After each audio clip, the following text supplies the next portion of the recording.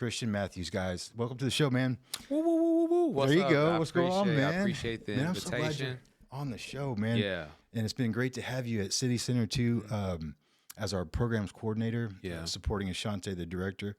So tell us a little bit about that first. What's that like? What's it been like to work at City Center, man? All right. So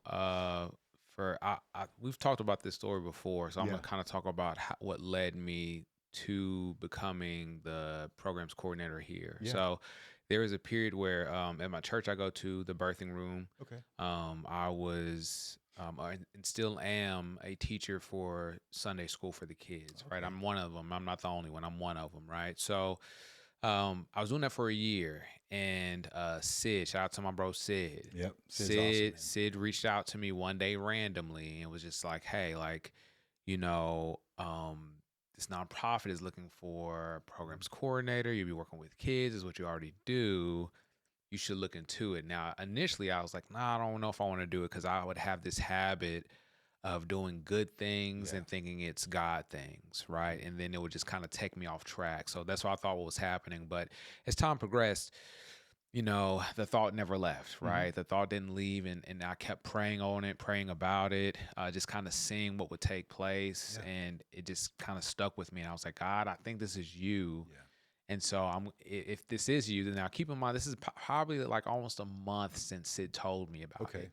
So this is about a month removed. I'm like, all right, well, if this position is what you want me to be a part of, God, then I believe it will be available. So let me reach out and see, and all these things. And it was available. The rest is history. And the rest is history, pretty much. And that's what led me to being here. And since I've been programs coordinator, man, it's been a very eye-opening for me, specifically in areas that I need to grow in.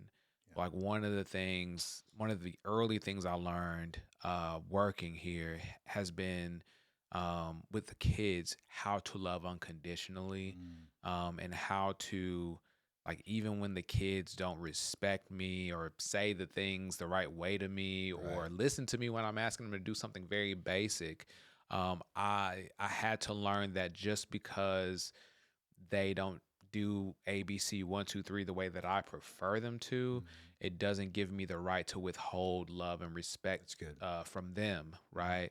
And every time I felt like doing that, God had to have a conversation with me and just say, like, hey, like, what about the times I told you to do this? What about the times I'm telling you to not do that and you're still doing that?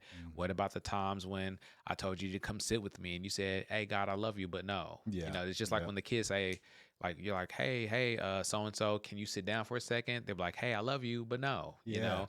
Yeah, that's cool, man. Isn't it something when we really process our relationships with people, especially with young people, you really gain an appreciation for what God's heart is, you know what I mean? Because you realize how much you care for these kids and how much more does he, And that patience is it's a work in progress for all of us, I'm sure, man. But especially with working with kids, young people that, man, and for me, I'm getting older. And so I'm so grateful for guys like you that still are able to relate and connect, because there's times where the old man in me comes out. I'm like, man, I can't put up with this, disrespect. But you're right, man. I don't think any young person wants to be disrespectful. Any young person wants to do all these things that may irritate adults. They're just facing a lot right now. And so having guys like you in their life is so powerful. And also, like Generation Y, who was here last week, they're doing things that help, help our young people be healthy emotionally, so they can be prepared for life. It's not just a skill they need to learn. They need to learn how to, like, manage what's going on in their heart and their mind. So it's so cool that you just really have a beat on that, and you're sensitive to it. You have an intuitive nature to the idea that, I wonder what this kid is dealing with right now. So, well, you've been a blessing to have here at City Center for sure. And I know Ashante has really loved it, and you've made a huge impact. But man, so give us one example of a situation that happened maybe with a young person that you felt like, man, that was powerful. I can see why I'm here now. Was there a moment like that for you? Yeah, I've had a couple, and I'll save names and all the things, but there's been moments where we've had conversations with kids where something was happening at home, and that's most of the situation, Yeah. right? Something at home is happening, um, and they have this um, pattern. A lot of the kids, and I think we all did at one point as well, because we're just afraid of being vulnerable, right? Because as kids, a lot of kids make fun of each other, crack jokes, and all the things, right? And so I've had quite a few moments since I've been here where a child or one of the kids is just going through something at home, like I mentioned, and they just have a moment of them breaking down. When me and They feel Ashante, safe. yeah, and glory be to God that me and Ashante have been able to work together the way we have to make or create a safe space for them to express those things, because I know what it feels like to go through things and not feel like I can like express it without being judged, or express it without any like backlash or negative impact on me emotionally or physically or whatever. I remember those days when I was young, and so for me, there's been plenty of moments, Sure. and it showed me, and I remind the kids too, yes, me and Ashante are here to help put together things for y'all to do that y'all might not like to do. Yes, we're gonna have y'all go outside. Yes, we're gonna probably do an exercise today. Yeah, we're probably gonna do this or that. But but we're not here just to, put together activities. Right. Like our main focus is like those moments. Our main focus is whenever you were getting bullied at school, and for whatever reason you try to express this thing at home and you're ignored at home, so you feel unheard. So then when you turn and like hoard that emotion in and keep it to yourself for so long, and you start lashing out at everybody else, and then you break down and cry in the office with me and her, that's why we're here. We're here for that specific thing, to where when you feel like you can't express these things to anyone else, you can at least express it to us. From two healthy adults that are looking to get closer to God, two healthy adults that remember what it was like to have those emotions and feelings kept close to us for years, and not knowing how to do and how to navigate those things. And one of the things me and Ashante's goal is just to help kids learn to navigate those emotions. A lot of us, even as adults, a lot of our adults, the parents and my counterparts that's within my age range, we don't know how to navigate our emotions the way we think we do. We don't know how to deal with our triggers the way we think we do. And I'm no expert. I'm no therapist.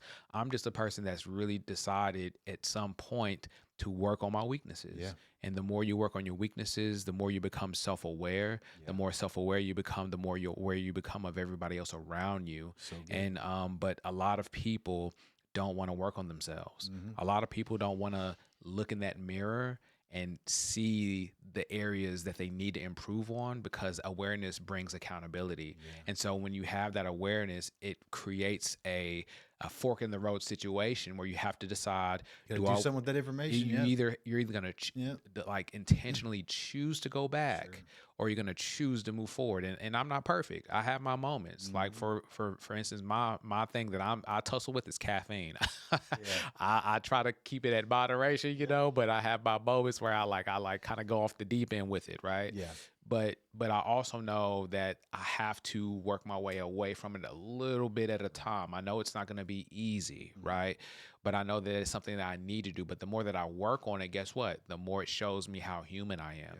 The more it shows me how flawed I am. And it shows me the more help that I need, not just from people, but from God, And so I think that's a long-winded answer, but ultimately that's the things that showed me that, oh, I'm meant to be here.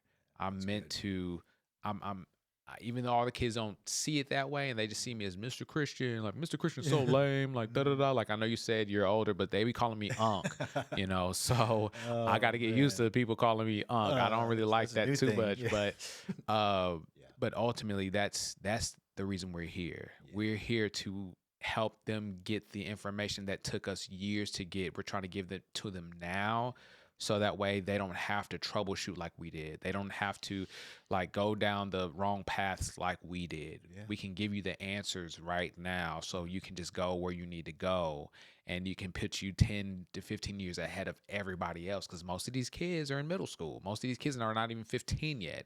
And me and That's Ashante so is like, wise, man. me and Ashante, Ashante, I ain't finna tell her age, but we're in that upper echelon of age, right? Yeah. We're not 40 or nothing, but you Right. know what I'm saying? So, and we can provide a lot of info for them to where, again, they don't have to go through the same heartaches or No. Yeah. whatever the case may be. So yeah. Yeah. No, it's really good, man. You know, I love what you're doing too, because, you know, one of our core values is relationships are the bridge that lead to restoration. And that's what you're doing. You know, you're building relationship. There has to be some kind of foundation that something can stand on, you know? And the only way that you can actually give them the information they need is if they're going to be able to receive it, you know? And so if they're not, you know, relationship is what develops that receivable palette, I think, you know, and you guys are doing that, man, in such a great way. And I love seeing the kids that just, you can tell that this is their place, man. This is their safe place. And they come here, they feel valued and cared for and loved. And it's because of you guys, man. Your heart behind the way you do what you do in the program is such a big component of what we do, because I truly believe that these young people are going to go on and do some pretty incredible things. Man, Christian, there's one girl that was here before you were here. She came on the podcast recently, and she's awesome. Her name is Victoria, but man, she came to City Center and she was wild. And, you know, through some relationships and mentorship and some connection, we just seen this young lady transform. Now she's at UCO, getting ready to graduate, going to law school, you know, and she was definitely headed down a path that was not going to take her anywhere good. So, but it's because of what you're doing, you know, it's because of that. Hey, we want to know you. We want to understand, and we want to not judge you and hear what you're going through too. And over time, that just develops a relationship that's so solid that they can actually trust. So number one, thank you for being you, just who you are, man, because that out of that overflow of who you are, it definitely has an impact on the kids. But thank you for choosing to like answer that calling to serve young people, to serve others. That's a big deal. So you know, and I think what I also love too is that you have such a gift too when it comes to music and art and things like that. But I'd love to hear a little bit more about maybe your profile, like wherever your profile is, whether it's Instagram, TikTok, or whatever, or any other information we can get about your music so we can hear it, because I think it's really good. And I think they need to hear it. So tell us more about that. All right, cool. So if you want to look up any of my social media, my social media handles are called He Calls Me Christian. It's spelled exactly how it sounds. He calls me Christian. There's no spaces.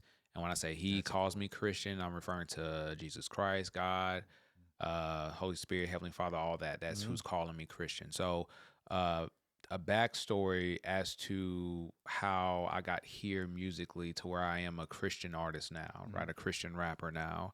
So at some point in my life, I'm not gonna give a super long story. I'm gonna give a shorter, condensed version. But at one point, I wasn't doing anything music related, right? So, because I grew up in a very Christian household, so the only way I heard about Outkast or Tupac was either in passing in high school, on the radio, like little things like that. If I had a CD, I had to hide it somewhere, and if my folks found it, they just throw it away. You know, it was kind of like that. And fast forward, I'm in high school, and I'm at this point. I remember I started writing raps, right? I wasn't really rapping for real, but I was just writing it just because I thought it was cool. And how I even got started with that, really, I was like a freshman in high school, and I was like, I had a couple crushes, and I didn't have no money. So I was like, what can I give them? And I was like, I never wrote a poem. Let me try to write a poem or something. And so I wrote like one like little short, little 4 or 5 bar little poem. And my cousin was like, oh, that's pretty good. I was like, oh, really? So I gave it to the girls. They liked it. I was like, oh, okay, cool. Like maybe I'm actually pretty decent at writing, right? So that's what led to me like kind of really writing. or starting writing. And then when I really got into hip hop, the first hip hop album I ever listened to front to back was T.I. Urban Legend. T.I. Urban Legend was the first hip hop album I ever listened to front to back, right?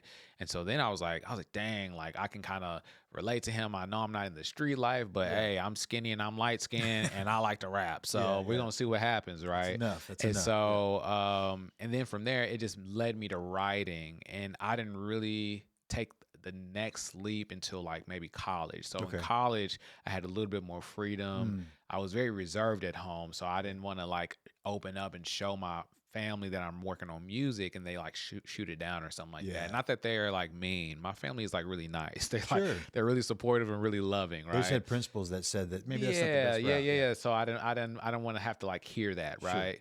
And so in college I just kind of ran into people and met people that were like working on music, and I was like, dang, like I want to kind of do what they're doing. And so then I became friends with them, and next thing you know, in college we're like kind of like working on things. And I remember and what really got me into music way more heavily was my senior year, and like getting into my senior year of college. I remember I was at this crossroads moment where I was like, man, I need to get serious about something. I'm about to graduate. I need to get serious about my career, like my major, which is broadcast journalism, or music. I need to do something. And then one of my bros, Demetrius, shouts to my bro Demetrius, he found out about some kind of showcase in Tulsa. And I forgot how he found out about it. I know it cost money to get to do it. I don't know how I had the money. I forgot how I had it. I don't know if it was like a refund check from one of those like little fast for loan things or something. I don't know. But I had the money for it, and we like made a trip down to Tulsa. And I remember there was a song I just made. I really didn't know it because it's like basically you had like 5 minutes to showcase like however much you want to do in 5 minutes. And so I remember what did I do? I did one song that I barely knew. I knew it, but not really. I had background vocals. And I was like, even if I bomb this, there's this one verse that I've been working on for like months, right? Where I just had like, I was just like practicing it. So I knew it front to back, sideways, up and down, whatever. And so I was like, I would do an acapella at the end. And I know if I still mess up on the song, I can kill this one. And I'll be good. And that's exactly what I did. And then, because I was looking for some kind of indication that I was actually good at what I did, because for some reason I was feeling like all my friends and family were just being nice to me, right? So I needed somebody that was objective, somebody that's, because they had A&Rs there, and people that was actually in the music business. And that's what really got me kind of going into that. So you had like a positive experience, then they said they got good feedback. Yeah. They all gave me good feedback, awesome. And so I was like, dang, that's really cool. And so fast forward some years later, my rap name is at the time Cliche.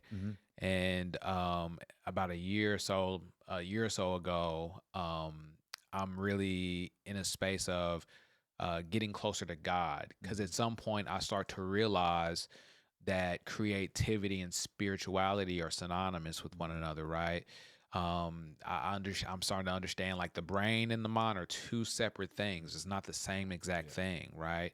And so when I'm understanding that, I'm like, okay, well, if creativity is connected to spirituality, where spiritually, where am I pulling everything from? That was my next question. And I was like, I want to make sure I'm pulling from the thing that I know most, which is God. Right. So that's what made me start getting closer to him and just started looking at sermons. Right. Then that's when my whole journey started. Now, in the midst of this, he led me to the church that I'm at now, TBR. And through that process, I was struggling with smoking weed. Right. And then at some point he told me to stop. And I was like, God, why you want me to stop? It's you grew it. You grew it. Like, why you had all the arguments. Like you grew it, bro. Like, why you want me to stop? But and I was like, I'm not even doing nothing bad. Like I'm still creating. I'm still talking about you on my songs and da da da da. And but ultimately it led to me letting that go. And and I remember from that point, it was at that time, I remember that I was having a lot of momentum. I remember there was a lot of momentum happening to where I was performing like every other week locally. And it was those situations where we talked about earlier, attracting opportunities, right? People were reaching out to me. I wasn't even having to ask. People were just like reaching out like, hey, can you perform here? Can you do this? And I was like, yeah. But then in the midst of that, God told me to set everything down. And he told me he wanted me to spend time with him for the remainder of the year. Now, keep in mind, this is like September, October-ish of that year or whatever. So, you know, I was obedient. So what did I do? I reached out to everybody. I told them like, hey, this is what's going on. I'm taking some time away to spend time with God, to get closer to him. And any show I had coming up, I canceled it. And any person that was trying to collaborate with him, I told him that's on hold for now. And through that process, God asked me to do a couple of things. He told me to let go of my name Cliche and go by my actual name Christian. You know, and I'll say the name, my name Christian, obviously we know kind of what it means, Christ-like. But my mom always says this story. She says, you know, before you were born, I prayed to God and asked him, what should I call you? And he told me to call you Christian. So that's why my handle is, he calls me Christian. So that's context for anybody. But ultimately that's kind of what happened. And as I got closer to God, he told me to, you know, change my artist name. He told me to let go of my old catalog. He told me to just kind of recreate myself, and he basically reset my foundation in him. That's so good. And so now I'm just in this, I'm in a similar space, but it's new because I have a new posture now. My perspective is different. And now when I'm creating, I'm not creating to sound good. I'm not creating to impress other people. I'm not necessarily creating to draw people to me. I'm doing it to draw people to him. And that's the biggest thing. And I'm not trying to do it in a way to where I'm Bible thumping anyway, or either, sorry. But I want to do it in a way to where it's relatable. Like, cause I think what happens is, and I know I'm talking a lot, but this is a podcast, or whatever. But I think what happens with a lot of people and what steers people away from the aspects of getting closer to God, they think they have to be clean and a finished product before they come to him. And, you know, if anybody's listening, you do not have to do that. God did not say you need to be he didn't say you need to be sanctified and saved before you come to me. The reason why we go to God, the reason why I'm with God and roll with God the way I do, I know I can't save myself. I can't save me. I've tried saving me. And every time I've tried saving me, guess where it led me? It led me back to addictions. It led me back to old habits. It led me back to old patterns. It led me back into giving into my flesh because I'm weak. How can, you know, it's last thing I'll say, and I'll give you some room to talk because I know I'm saying a lot. No, but, you know, you're fine. Your flesh is not going to let you beat itself. The flesh won't let you win. So you need something that's greater than the flesh. You need something greater. The only thing that's greater than the flesh is the spirit. That's it. And so ultimately, that's what got me where I am now. And now I'm just I'm getting back into the swing of things, getting back into that feng shui of creating. I put out a few singles. And they're doing pretty well.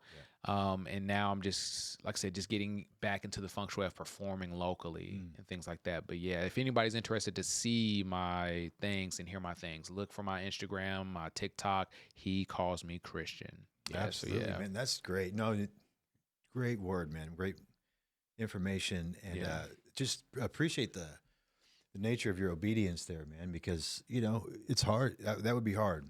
You know, this is what you're passionate about. This is, you know, this is you. And I get being an artist, it's not just music, you know, it's part of your soul that comes out of that music, you know? And so when you're obedient to that, I can't help but imagine that that's going to just bear something really cool. I don't know what it would be, but man, I think that, you know, if that is part of the plan for your future in music, which sounds like it is for sure, it's going to be 1,000 times better than you could have ever imagined because of that. You know, that's a sacrifice, you know. I mean, whether you truly have to look at that as a sacrifice because this is something that you created. This is, you gave up that catalog of music. You know, that's a Yeah. big deal, man. So I'm excited to see where that goes. You're very talented. Thank you. Of course, I'm not a talent scout, but I know I like your music, man. It's really Yeah. good, and Yeah. you do a great job. And so Yeah. I encourage everybody to go check out his Instagram, please. It's good, and you're gonna be blessed by the music as well. Yeah. But to close this out, man, I want to hear from you. We talk about hope a lot here, you know, and we believe hope is very powerful. It's important. We should be hopeful for things that, you know, are in our future, that are good. But what's one thing that you're hopeful about for the students that we have here at City Center in their future? One thing that I'm hopeful for is let me think. I'm not trying to. I don't want to overcomplicate it No, because I you, know we talked about earlier about overthinking yeah, and you're using good. Chat Yeah. GPT to kind of help alleviate overthinking. But if I had one thing I would hope for our kids, um, I think learning to love themselves better. I think a lot of one thing me and Ashante has been noticing and dealing with has been, harping on the kids is in regards to bullying. Mm, And it's not even from a physical sense, it's more wordy. yeah. Yeah, more like, cliquish and like, hey, you smell like da da Yep. da, and you look like, Yep.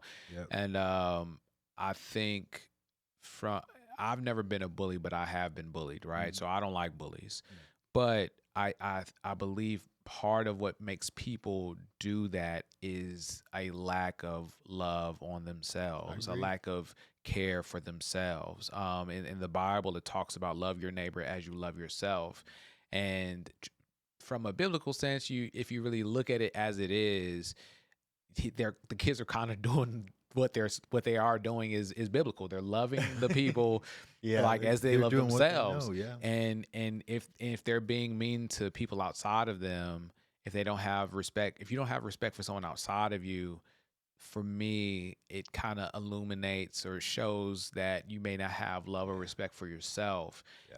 And the only reason why I say that is because, again, the more that you take time to really develop and work on yourself, and the more respect you gain for yourself, you kind of remember, like, dang, how long did it take for me to work through this process? Yeah. And through that remembering, it creates a level of empathy.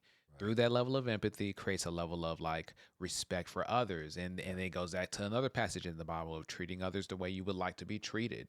Do 100%. as Yeah. to you as you would have them. But I forgot the exact wording, but you know what I'm Yeah. talking Yeah. about, right? For sure. Yeah. And that's why it's so important to love on these kids. And so my biggest hope is that the kids will get to a space to where they love themselves more, love themselves better, and just understand who they are and what potential they have. Because a lot of them, some of them, I ain't gonna say a lot of them, some of them, they have a certain perspective of themselves Mhm. that's based on their upbringing. They Okay. have a certain perspective of themselves based off of certain outcomes they've had, Yep. and it's created a certain level of identity for them. Mhm. And so, my biggest hope is for them to understand what self love is and what it means. And I'm hoping that also through the example of me and Ashante, Mhm. we can just be really good examples of Yeah. what that looks like. I agree, man. I think that's amazing, and I'm hopeful of that too. I really, because I agree with you too. I think Hmm. that's true. We have to understand that honestly who we are. You know, I one thing that shifted for me early on in my life. Well, yeah, pretty early, but in my faith, you know, was I'm a son of God. Yeah. I'm not a pastor. I'm not a CEO. I'm not anything else before that. You know, I gotta remember that. You know, because with that comes a lot of really good things from a Hmm. good father. You know, Yeah. so I try to remember that, and that's who I am. Be self aware on that level, because for me, that was really important. You know, to understand that, like, yeah, man, like no matter what I've done in my past, Yeah. he still loves me. You know, and there's someone that accepts me completely. You know, Yeah. when you can get that, man, that's a revelation. You know, Yeah. and I think kids are getting this from you guys. You know, just understanding that they are valued, they are loved, they are cared for, they have a purpose, there's a plan for your life, man. And I love that you guys are putting that in them. There's a lot of hope for the future of kids here at City Yeah. Center, man, and in our city, because I know a lot of great organizations doing great work. And so Yeah. Christian, man, thank you so much, man, for doing this. Thank you. Please, everybody, please go check out his Instagram page. Please check out his music. Please just check out everything he's doing because it's great. I promise. And we will see you next week.